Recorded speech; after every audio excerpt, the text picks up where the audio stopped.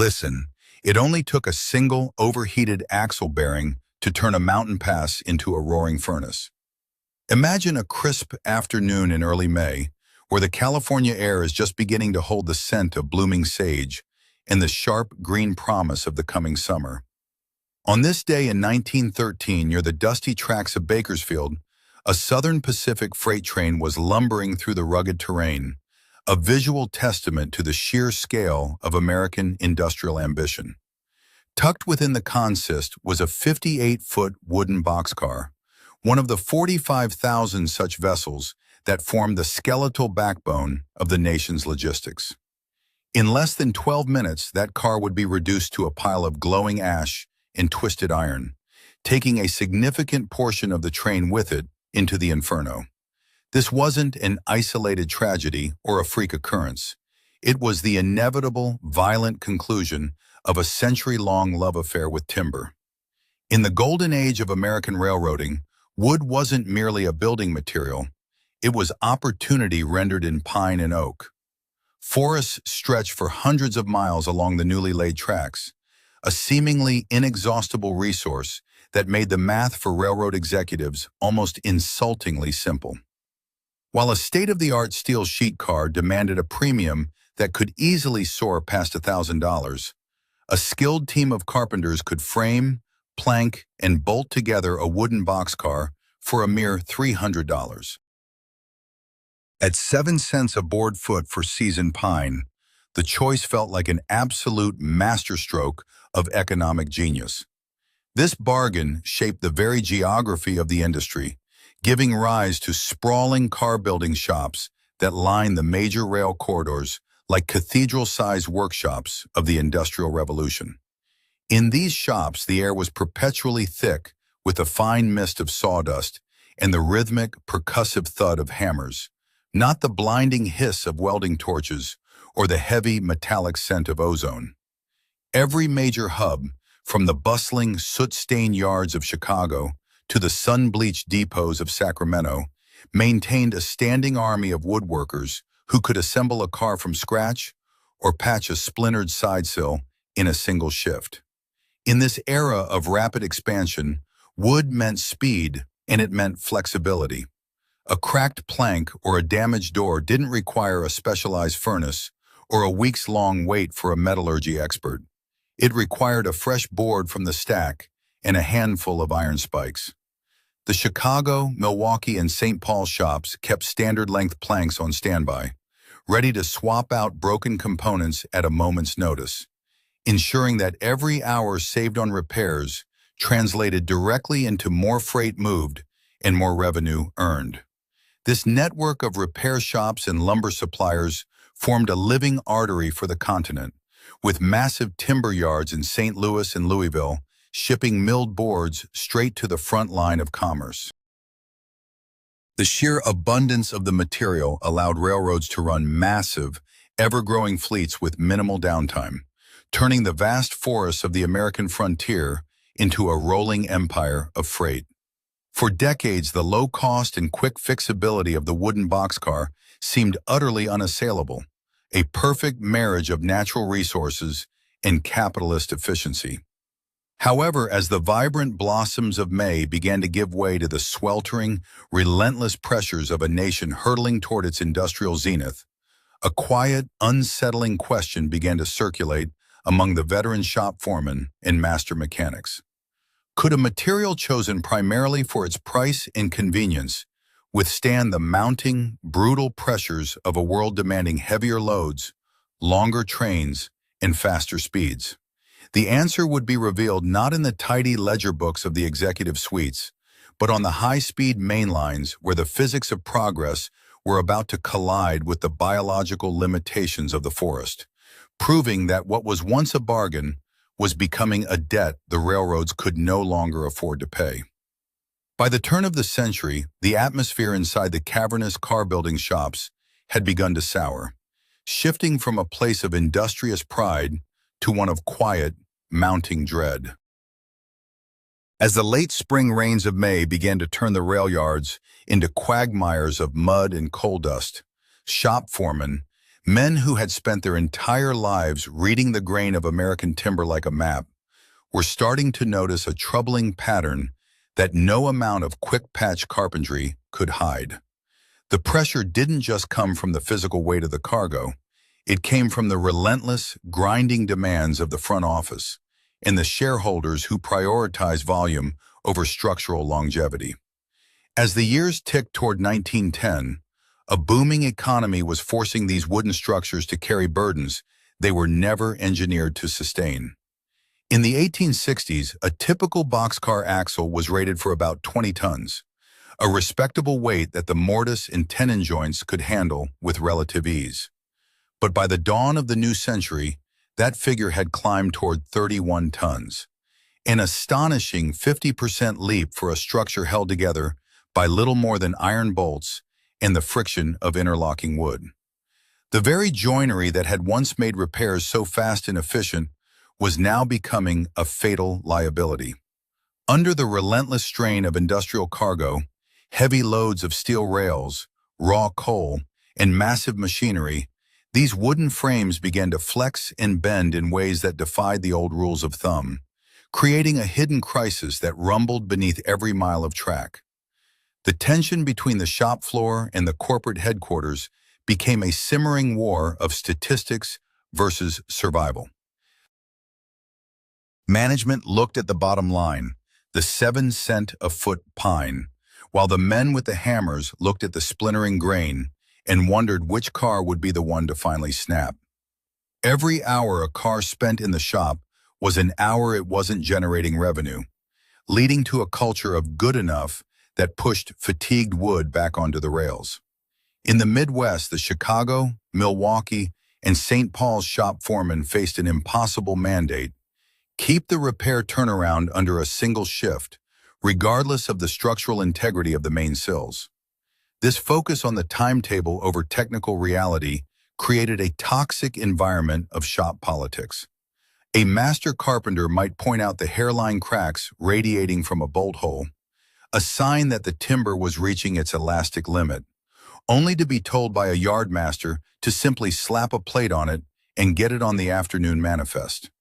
The reputation of the railroad was at stake with every late shipment, and in the early 1900s, speed was the only metric that mattered. The abundance of wood had created a sense of complacency, a belief that the forests would always provide a cheap out for any mechanical failure. But physics doesn't care about timber reserves or quarterly dividends. As the heat of the approaching summer began to bake the wood dry, making it even more brittle, the mismatch between the cargo and the container became a recurring nightmare. Steel boxcars were appearing on the horizon, but they were expensive, and the transition felt like an admission of failure to the old guard who believed wood was the perfect material. To the engineers in the boardroom, the math was still simple: 3 wooden cars for the price of 1 steel one. But they weren't the ones standing in the rain, watching as a 30-ton load of iron pipe caused a car's floor to sag until it nearly touched the rail. They weren't the ones who had to explain to a shipper why their entire load of fine furniture had been pulverized because the side frame joints had failed during a routine switching maneuver. The network of repair shops, once the pride of the industry, was becoming a series of industrial triage units, struggling to keep a fleet of 45,000 rolling tinder boxes from disintegrating under the sheer force of American progress. It was a high-stakes gamble where the pot was the nation's commerce and the cards were made of rotting pine. For the men on the ground, the fear wasn't if a car would fail, but when, and the pressure of that uncertainty was becoming as heavy as the loads they were forced to haul. The technical spine of the wooden boxcar's failure wasn't just a matter of rot or age. It was a fundamental mismatch between 19th century organic chemistry and 20th century kinetic energy. A standard wooden boxcar axle in the 1910s was fighting a losing battle against thermal runaway, a process that began deep within the journal box. This was the era of the hot box, a term that still carries a weight of dread in railroad history. It started at the journal, where a brass bearing rested on the rotating axle, lubricated by a nest of oil-soaked cotton waste known as packing. If that packing dried out, shifted, or became contaminated with grit from the ballast, friction would increase exponentially. In a matter of miles, the temperature inside the box would spike past 200 degrees Celsius. At this thermal threshold, the heavy iron journal became a branding iron, scorching the dry pine framing of the car body situated just inches away. Because the cars were built primarily of seasoned pine, a wood prized for its lightness and low cost, the ignition point was dangerously low. Once the wood caught, the constant airflow generated by the train's motion acted like a localized hurricane, fanning a smoldering ember into a blowtorch that could consume the entire car body before the engineer even caught the scent of acrid smoke in the cab. But the failure wasn't always thermal. Often, it was structural and silent, occurring deep within the mortise and tenon joints that served as the car's primary load-bearing points. While a solid beam of seasoned oak had impressive compressive strength, the moment a carpenter cut a joint into it, they sacrificed nearly 60% of its bending resistance. Under the mounting pressure of 31-ton axle loads, these joints acted as stress concentrators. Every jolt from a rough rail joint or a sudden application of the air brakes sent shock waves through the timber, causing microscopic fractures to propagate along the grain. In the testing laboratories of the early 20th century, engineers finally quantified this weakness, discovering that a wooden boxcar could only absorb about 0.42 megajoules of energy per meter during an impact before its structure underwent total catastrophic collapse. In contrast, the emerging steel designs could handle 0.78 megajoules, allowing the frame to deform and absorb the hit rather than shattering into thousands of deadly, jagged projectiles. This led to the most feared failure mode of the era, telescoping. Because wood lacked the ductility of steel, the end sills of a wooden car would simply disintegrate under impact, allowing the heavy iron underframe of the following car to slide inside it like a piston, obliterating the cargo and any crew members trapped within.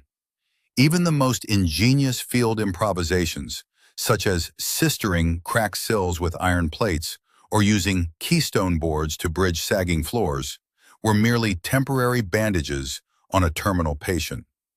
These shop fixes often moved the stress point further down the timber, creating new failure zones that were even harder to inspect. The locomotives of the era were becoming high-pressure monsters, with tractive effort ratings that could literally pull a wooden train apart. A sudden surge of power from a heavy 282 Mikado could put more tension on a wooden drawbar than the timber was ever meant to handle, leading to the pulled-out lung, where the entire coupler and its wooden draft gear were ripped clean out of the car's frame, leaving a dead consist and a dangerous obstacle on the main line. You were trying to use a biological material with a fixed physical failure point to solve a logistical problem that was growing more intense with every ton of steel and heavy machinery the nation demanded. The thermal limits of the wood and the kinetic limits of the joints had reached a hard ceiling, and as the trains grew longer, the wooden boxcar transitioned from a tool of industry into a structural liability, waiting for the perfect, violent moment to reveal its flaws. While the public often viewed the wooden boxcar with a sense of rustic nostalgia, the official records of the Interstate Commerce Commission painted a portrait of a mounting industrial catastrophe that no amount of romanticism could soften. Throughout the 1910s and 20s, investigators moving through the twisted wreckage of mainline disasters began to file reports that stripped away the myth of timber's resilience, revealing that the cheap car was actually the most expensive asset on the rails when measured in human life and litigation. The reversal in the industry's narrative didn't happen because of a single technological breakthrough, but because the cold, hard paperwork of death became a weight the railroads could no longer carry. Witnesses to the aftermath of these collisions, from veteran brakemen to federal inspectors, described a phenomenon that the official record captured with clinical, terrifying precision: telescoping. In the Grand Canyon wreck of 1922, the investigators' notes described how 6 wooden cars had essentially deleted themselves upon impact, turning into a chaotic storm of splinters that obliterated everything in their path. The myth persisted in some circles that wooden cars were safer because their inherent flexibility would allow them to ride out the jolts of the road better than a rigid, unforgiving steel frame. But the record proved the exact opposite.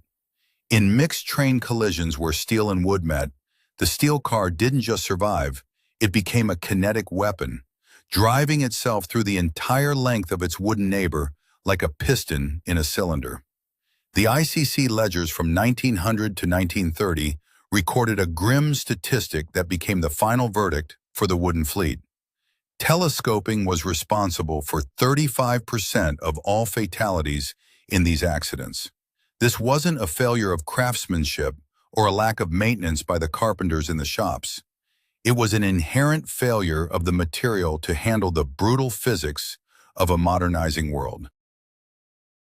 The paperwork showed that even a brand new car, built from the finest seasoned oak by the most skilled craftsmen in Chicago or St. Louis, was structurally incapable of protecting its cargo or its crew once the speed of the train exceeded a certain threshold. The myth of wood's elasticity was further dismantled by high-speed field tests, which demonstrated that while a steel car could deform and stay on the rails, absorbing the blow, a wooden car would reach its failure point and simply shatter, sending lethal, jagged shards of pine through the air like shrapnel. One ICC investigator's report from 1918 captured the horror of this reversal perfectly, noting that the forward car was found telescoped a full 8 feet into the next, the interior turned into a coffin of broken planks and twisted iron. This wasn't just a technical disagreement between engineers, it was a total reversal of the railroad's fundamental philosophy of economy. The economic genius of the $300 car was exposed as a deadly gamble. And as the 1920s progressed, the mounting pile of accident reports forced the hands of the executives. They could no longer hide behind the abundance of the American forests when the blood of their workers was being spilled into the ballast of the main line. The record was clear. Wood was a material for a slower, lighter era, and every day it remained in service was a day the railroads were betting against the laws of physics. The transition to steel was no longer a matter of preference or an aesthetic choice for the Pullman Company. It was a desperate, bureaucratic race to reclaim the industry's reputation from the mounting, undeniable evidence of its own fatal choices, proving that tradition is no shield against the relentless momentum of progress. The final push for the elimination of the wooden fleet came not from the desperate repairs in the shops, but from the deliberate, bureaucratic stroke of a regulator's pen. In 1915, the Interstate Commerce Commission issued the mandate that would effectively sign the death warrant for timber on the main lines, decreeing that no new wooden cars could be built for interchange service. This concept of interchange was the invisible nervous system of American railroading, a complex web of agreements that allowed freight to move seamlessly from one company's tracks to another, coast to coast. Without interchange rights, a car was a prisoner of its own home rails, and for the major carriers, a car that couldn't travel the length of the continent was a liability they could no longer afford to maintain. As we look out across the bustling freight corridors of this early May in 2026, with the spring sun glinting off miles of double-stacked containers, it is hard to fathom the sheer scale of the purge that followed that ruling. Throughout the 1920s and 30s, the Association of American Railroads tightened the screws even further, culminating in the 1938 adoption of Plate F, a rigid set of safety specifications that the old wooden designs, with their flammable planks and brittle, bolted joints, simply could not meet. The absolute final deadline arrived in 1945, when any wooden boxcar still in interchange service was barred from the rails forever. This forced the industry into a frantic scramble to scrap or retrofit tens of thousands of vehicles, a mass extinction of technology that changed the face of the American landscape almost overnight. The human fallout was equally stark and far-reaching. In timber-dependent communities from the Pacific Northwest to the heart of the Midwest, the sudden obsolescence of the master railroad carpenter was a blow from which many small towns never fully recovered. Payroll records from the late 1940s show a staggering 30% drop in lumber-related wages within just 5 years of the final ban, as the rhythmic, percussive thud of the carpenter's hammer was replaced by the industrial roar of the rivet gun and the blinding arc of the welding torch. Today, only a tiny fraction of those 45,000 wooden workhorses remain, preserved in the quiet, climate-controlled halls of museums in Pennsylvania and Wisconsin, where they stand as monuments to an era that built the nation's foundation before being consumed by the very progress it enabled. It is important for us to remember that while this narrative highlights the dramatic moments of fire and sudden structural collapse, the actual transition was a long, agonizing process that spanned decades of regulatory battles, secret corporate lobbying, and quiet shop floor retooling. Popular documentaries and episodes often compress these sweeping industrial tides into a few high-stakes chapters for the sake of storytelling. But for the men and women who lived through the era of wood, the end was a slow, painful goodbye to a way of life. Today's massive steel consists thundering across the plains with satellite-guided precision and automated heat sensors, are the direct descendants of those charred remains found on the Bakersfield tracks over a century ago. They are a testament to the sobering reality that in the world of heavy industry, safety standards are almost always written in the ink of previous disasters.